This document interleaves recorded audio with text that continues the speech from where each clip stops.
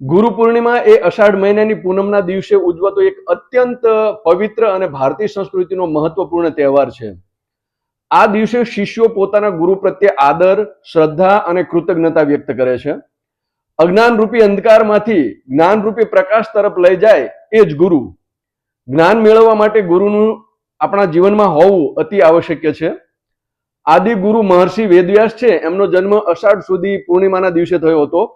એટલે તેમના માનમાં અને ગુરુનું મહાત્મય છે એને સમજવા માટે થઈને તેમજ એમના પ્રત્યેનો જે પૂજ્ય ભાવ છે એને પ્રગટ કરવા માટે થઈને અષાઢ મહિનાની સુધી પૂર્ણિમાને આપણે ગુરુ પૂર્ણિમાના પર્વ તરીકે ઉજવીએ છીએ. આત્મ ઉત્થાન અને જીવનના કલ્યાણ માટે ગુરુ પૂર્ણિમાનો દિવસ અતિ મહત્વનો અને ઉત્તમ ગણાય છે. આપણી સંસ્કૃતિ અને ધર્મની ઇમારતનો પાયો એ જ્ઞાન છે.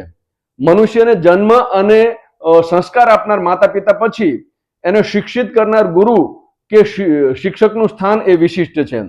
અને એટલે જ કહેવાય છે ને કે પ્રથમ નમુ ગુરુદેવને જેણે આપ્યું નિજ જ્ઞાન, જ્ઞાને ગોવિંદ ઓળખ્યા, ટળી ગયું દેહ અભિમાન. જો કે હવે ગુરુ શિષ્યની પરંપરા તો રહી નથી, પણ ભારતીય સંસ્કૃતિમાં ગુરુનો ઇતિહાસ આદિકાળથી છે. ગુરુ પૂર્ણિમા એટલે મહાભારતના રચયિતા જે આપણે કૃષ્ણ દ્વૈપાયન કહીએ છીએ એ વ્યાસજીનો જન્મ દિવસ. આદિ ગુરુ ભગવાન નારાયણ જ વેદવ્યાસનો અવતાર લઈને પ્રગટ થયા હતા એવી એક માન્યતા છે. એમના જીવનનો સાર એ છે કે જ્ઞાનનો વિસ્તાર થાય, જ્ઞાનનો વિસ્તાર થવો જોઈએ, એ યોગ્ય વ્યક્તિ સુધી પહોંચવું જોઈએ. એટલે જ કહેવાય છે ને કે તત્વસાર ત્રિલોકમાં ગુરુ ગોવિંદ એક રૂપ, આદ્ય અંત મધ્ય એક છે, હરિ ગુરુ સંત સ્વરૂપ. એટલે કે જ્ઞાન એકલું પૂરતું નથી, પણ તેની સાથે કર્તવ્ય, નિષ્ઠા અને સમર્પણ ભાવ પણ જોઈએ. હવે આ અષાઢ સુદ પૂર્ણિમાના દિવસે મહર્ષિ વેદવ્યાસનો જન્મદિવસ હોવાથી આ દિવસને આપણે વ્યાસ પૂર્ણિમા તરીકે પણ ઓળખીએ છીએ. આપણા હિન્દુ ધર્મમાં મહર્ષિ વેદવ્યાસને પ્રથમ અને આદિ ગુરુ તરીકે માનવામાં આવ્યા છે. તેમણે 4 વેદોનું જે છે એ વિભાજન કર્યું છે અને 18 પુરાણો અને મહાભારત જેવા મહાન ગ્રંથોની રચના કરી છે. તેથી હિન્દુ ધર્મમાં આ દિવસને ગુરુ પૂર્ણિમા કે વ્યાસ પૂર્ણિમા તરીકે પણ ઓળખવામાં આવે છે. હવે આ જ પૂર્ણિમા છે એનો બૌદ્ધ ધર્મમાં પણ એવું માનવામાં આવે છે કે આ દિવસે ભગવાન બુદ્ધે સારનાથ અને પોતાના 5 શિષ્યો છે એમને પહેલો ઉપદેશ એટલે કે ધમ્મચક્કપવતન આપ્યો હતો. જૈન ધર્મમાં પણ જૈન પરંપરા મુજબ આ દિવસે 24મા તીર્થંકર ભગવાન મહાવીરે પોતાના પ્રથમ શિષ્ય ગણધર શિષ્ય છે એ ગૌતમ સ્વામીને શિષ્ય તરીકે સ્વીકાર્યા હતા. એટલે આ અષાઢ પૂર્ણિમાનું હિન્દુ ધર્મમાં, બૌદ્ધ ધર્મમાં અને જૈન ધર્મમાં એમ ત્રણેય ધર્મોમાં ખૂબ મહત્વ છે. હિન્દુ ધર્મમાં લોકો સવારે વહેલા ઉઠીને સ્નાન કરીને પોતાના ગુરુના દર્શને જાય છે. ગુરુના ચરણ પૂજન, આરતી અને વસ્ત્ર કે દક્ષિણા વગેરે અર્પણ કરીને એમના આશીર્વાદ મેળવે છે. ગુરુ તો એ જ કહેવાય જે અજ્ઞાનનો અંધકાર હરી લે, મૌન રહીને પણ જીવનનો સાચો મંત્ર કહી દે, જ્યાં બુદ્ધિ અટકે ત્યાં અંતર જ્ઞાનના દ્વાર ખોલે, આત્માથી પરમાત્મા સુધીની યાત્રા સહજ કરી આપે અને ગુરુની કૃપા મળે તો જ મન મંદિર બની જાય, અંતરના જ્ઞાનનો દિવ્ય પ્રકાશ જળ હળે. એટલે જ કહેવાયું છે ને કે હરિ ગુરુ સંત કૃપા કરે, હરે સકળ સંદેહ, પરમ પુરુષ પરમાત્મા તાસુ લાગે નેહ. એટલે કે સાચા જ્ઞાની ગુરુની ઓળખ એમના વસ્ત્રો, ચમત્કારો કે અનુયાયીઓની સંખ્યા વગેરે ઉપરથી થતી નથી, પણ સાચા ગુરુની ઓળખ તેમના જીવન, વાણી અને આપણા જીવનમાં થતા આંતરિક પરિવર્તનથી થાય છે. સાચા ગુરુ કેવા હોવા જોઈએ? અમુક આજકાલ આપણને જે જોવા મળે છે તેવા લોભી, લાલચુ, સ્વાર્થી, પાપી, પાખંડી અને પ્રપંચી નહીં, પણ સાચા ગુરુ તે શિષ્યને પોતાની સાથે નહીં પરંતુ સત્ય અને પરમાત્મા સાથે જોડે તેવા હોવા જોઈએ. તેઓ પ્રેમ, કરુણા, નમ્રતા અને નિસ્વાર્થ ભાવથી જીવતા હોય છે. એમની વાણી અને વર્તન એક સરખા હોય છે. તેઓ અહંકાર વધારતા નથી, પરંતુ અહંકાર ઓગાળવામાં મદદ કરે છે. તેઓ શિષ્યોને અંદર જોવાની પ્રેરણા આપે છે, બહાર ભટકવાની નહીં. તેઓ ભય કે લોભથી નહીં, પરંતુ પ્રેમ અને સમજણથી માર્ગદર્શન આપે છે. તેઓ કોઈને ગુલામ બનાવતા નથી, પરંતુ આંતરિક સ્વતંત્રતા તરફ દોરી જાય છે. સાચા ગુરુ એ છે કે જે પરમાત્માનો માર્ગ બતાવે અને અંતે શિષ્યને પોતાના અંતરમાં રહેલા સત્યનો અનુભવ કરાવે. એટલે કહેવાય છે ને કે ગુરુ બિન જ્ઞાન ન ઉપજે, ગુરુ બિન મીટે ના ભેદ, ગુરુ બિન સંશય ના મીટે, ભલે વાંચો ચારો વેદ. આ ભારતીય પરંપરામાં ગુરુને આમ ભગવાન કરતા પણ ઉપરનું સ્થાન આપવામાં આવ્યું છે, એટલે કે ઊંચો દરજ્જો આપવામાં આવ્યો છે, કારણ કે ગુરુઓએ આપણને ભગવાન સુધી પહોંચાડવાનો માર્ગ બતાવ્યો છે.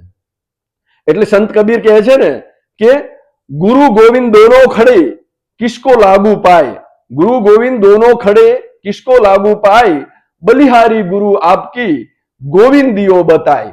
એટલે કે ગુરુએ આપણને માત્ર વિચાર અને સમજવાની શક્તિ જ વિકસાવી આપી નથી, પરંતુ આપણા જીવનમાં સફળ થવા માટે પણ આપણને સક્ષમ બનાવ્યા છે. ગુરુ વિના આખું જીવન છે એ અર્થહીન છે. તેથી ગુરુ પૂર્ણિમા એ આપણા ગુરુઓ પ્રત્યે આદર દર્શાવવાનો અને તેમને નમન કરવાનો એક અવસર છે. આપણા આ સંસ્કારી સમાજના નિર્માણમાં ગુરુઓની મોટી ભૂમિકા રહેલી છે. તેમના ઉપદેશો સારા ભવિષ્ય અને પ્રગતિનો માર્ગ બતાવે છે. તેથી ગુરુઓ પ્રત્યે હંમેશા આદર અને સન્માનની ભાવના રાખવી જોઈએ. એટલે આપણે ત્યાં એવું કહેવાયું છે ને કે નેહ વિના હરિ ના મળે, નેહ વિના હરિ ના મળે, કરીએ કોટી ઉપાય, બીજા સાધન આદરે હૃદય શુદ્ધ ના થાય.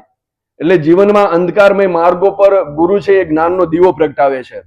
જ્યારે પણ આપણે જીવનમાં હતાશ થઈ જઈએ, હારી જઈએ, નિરાશ થઈ જઈએ, ત્યારે ગુરુ આપણને દરેક મુશ્કેલીમાં એ જીવતા શીખવાડે છે, એમાં મુશ્કેલીમાંથી બહાર નીકળતા શીખવાડે છે. જ્યારે આપણે આપણી મંજિલથી ભટકી જઈએ છીએ ત્યારે ગુરુ આપણને સાચો રસ્તો બતાવે છે. ગુરુએ એમના અનુભવોનું અનંત જ્ઞાન આપીને આપણને આ દુનિયામાં જીવવાને લાયક બનાવ્યા છે. ગુરુ વિના જ્ઞાન મળતું નથી. કોઈ પણ પ્રકારનું જ્ઞાન મેળવવા કે જ્ઞાની બનવા માટે એ ગુરુ હોવા એ અનિવાર્ય છે. ગુરુ વિનાનું જીવન છે ને એ કેવું હોવું જોઈએ, એના વિશે એવું કહેવાયું છે ને કે ગુરુ બિન જીવન હોય કબીરા, ગુરુ બિન જીવન હોય કબીરા, તાનપુરા બિન જૈસે મીરા. એટલે કે જેમ તાનપુરા વગર મીરાબાઈની કલ્પના ન કરી શકાય, એ કલ્પના કરવી મુશ્કેલ છે, તેમ ગુરુ વિના જીવન છે એ વ્યર્થ છે. એટલે કે ગુરુ વિના આપણે કશું શીખી શકતા નથી, કશું જાણી શકતા નથી. એટલે એમ પણ કહેવાયું છે ને કે ધર્મ જાત સુખ સાહેબી જાણત નહીં કશું કાંઈ, કરમ ફળિયા ગત જન્મના મિલ્યો તું ગુરુ સાઈ. આમ તો એવું કહેવાય છે કે ગુરુ બે પ્રકારના હોય છે. એક છે શિક્ષા ગુરુ અને બીજા છે દીક્ષા ગુરુ. એટલે કે શિક્ષા એટલે કે સજા નહીં, પરંતુ જે શિક્ષણ આપે તે શિક્ષા ગુરુ. એટલે કે આપણે ત્યાં એવું કહેવાય છે કે જે શિક્ષા આપે તે શિક્ષક. એટલે એનો અર્થ એવો થયો કે જે શિક્ષણ આપે છે, અક્ષર જ્ઞાન આપે છે તે શિક્ષક. તો આ મુજબ જે શિક્ષક છે એને આપણે શિક્ષા ગુરુ કહી શકીએ. પણ જે દીક્ષા આપે છે, સારું આચરણ કરવાની સલાહ આપે છે, સત્યના માર્ગે ચાલવા અને જીવનમાં સારા સદગુણો કે એનું પાલન કરવાની જે શિખામણ આપે છે, ઉપદેશ આપે છે, અને આધિ વ્યાધિ અને ઉપાધિમાંથી બહાર નીકળવાનો સાચો અને સારો માર્ગ બતાવે છે, તે છે દીક્ષા ગુરુ. એટલે આ પ્રમાણે જોવા જઈએ ને તો આજના સમયમાં તો માણસના જીવન વિકાસ માટે આ બંને ગુરુઓ મહત્વના છે. જેની પાસેથી આપણે સારા સંસ્કારો મળે, સારી શિખામણ મળે, સાચું અને સારું જ્ઞાન મળે, જીવન સુખમય જીવવા માટેની જડીબુટ્ટી મળે, તે જ સાચા અને આદર્શ ગુરુ માનવા જોઈએ.